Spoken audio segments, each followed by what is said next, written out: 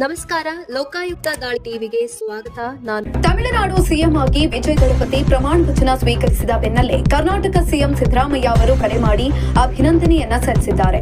ಸಿದ್ದರಾಮಯ್ಯ ಅವರು ವಿಜಯ್ಗೆ ಕರೆ ಮಾಡಿ ಮಾತನಾಡಿದ ವಿಡಿಯೋ ಸಾಮಾಜಿಕ ಜಾಲತಾಣದಲ್ಲಿ ವೈರಲ್ ಆಗಿದೆ.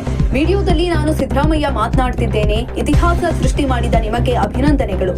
ಬೆಂಗಳೂರಿಗೆ ಬಂದಾಗ ಇಬ್ಬರು ಭೇಟಿಯಾಗೋಣ ಅಂತ ತಿಳಿಸಿದ್ದಾರೆ. ಎಕ್ಸ್ನಲ್ಲಿಯೂ ಶುಭಾಶಯ ತಿಳಿಸಿ ಸಿಎಂ ಸಿದ್ದರಾಮಯ್ಯ ಅವರು ಪೋಸ್ಟ್ ಹಂಚಿಕೊಂಡಿದ್ದಾರೆ.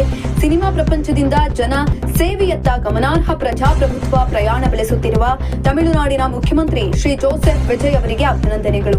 ಕರ್ನಾಟಕ ಮತ್ತು ತಮಿಳುನಾಡು ನಡುವೆ ಜನರ ಅಭಿವೃದ್ಧಿ, ಸಾಂಸ್ಕೃತಿಕ ಬಾಂಧವ್ಯ ಮತ್ತು ಸಾಮಾಜಿಕ ನ್ಯಾಯಕ್ಕಾಗಿ ನಾವು ಒಟ್ಟಾಗಿ ಕೆಲಸ ಮಾಡೋಣ.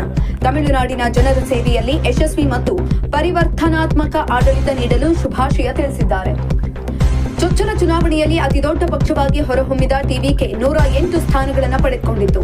ಬಳಿಕ ಕಾಂಗ್ರೆಸ್, ಸಿಪಿಐ, ಸಿಪಿಐಎಂ, ವಿಸಿಕೆ ಮತ್ತು ಐಯುಎಂಎಲ್ ಪಕ್ಷಗಳ ಬೆಂಬಲದೊಂದಿಗೆ ಬಹುಮತ ಸಾಬೀತುಪಡಿಸಿ ಭಾನುವಾರ ಚೆನ್ನೈನ ಜವಾಹರಲಾಲ್ ನೆಹರು ಕ್ರೀಡಾಂಗಣದಲ್ಲಿ ಪ್ರಮಾಣ ವಚನ ಸ್ವೀಕರಿಸಿದ ವಿಜಯ್ ಸಿಎಂ ಆಗಿ ಗದ್ದುಗೆ ಏರಿದ್ದಾರೆ.